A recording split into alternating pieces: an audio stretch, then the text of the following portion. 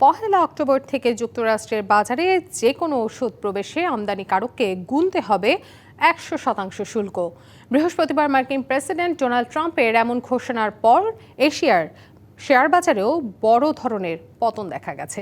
মার্কিন বাজারে সবচেয়ে বেশি ঔষধ যায় জাপান, ভারত, অস্ট্রেলিয়া, ইউরোপীয় ইউনিয়নভুক্ত দেশগুলো থেকে। এপ্রিলে মার্কিন প্রেসিডেন্ট ডোনাল্ড ট্রাম্প বিভিন্ন দেশের উপর পাল্টা শুল্ক আরোপের পর এবার নতুন করে ওষুধ শিল্পের উপর আমদানি শুল্ক আরোপের ঘোষণা দেন।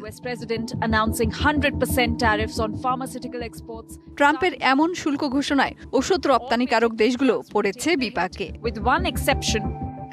ইউনিভার্সাল কার্ডিয়াক হসপিটাল, আপনার হৃদয়ের আরো কাছে।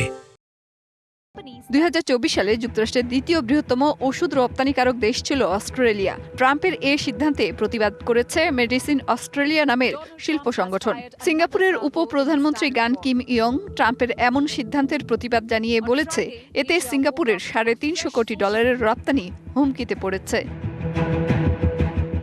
নতুন শুল্কের কারণে কিছু ওষুধের দাম দ্বিগুণ হয়ে যাবে, তাতে যুক্তরাষ্ট্রে হঠাৎই চিকিৎসা ব্যয় বেড়ে যাবে। এমন শঙ্কায় এশিয়ার বৃহৎ অর্থনীতির দেশগুলোর শেয়ার বাজারে ওষুধ কোম্পানির দরে বড় ধরনের পতন দেখা দিয়েছে। আন্তর্জাতিক গণমাধ্যমগুলো বলছে, যুক্তরাষ্ট্র ২০২৪ সালে প্রায় $২৩৩ বিলিয়ন বা $২৩,৩০০ কোটি মূল্যের ওষুধ ও ফার্মাসিউটিক্যাল পণ্য আমদানি করেছিল। মেহের মনি, ডিবিসি নিউজ ডেস্ক।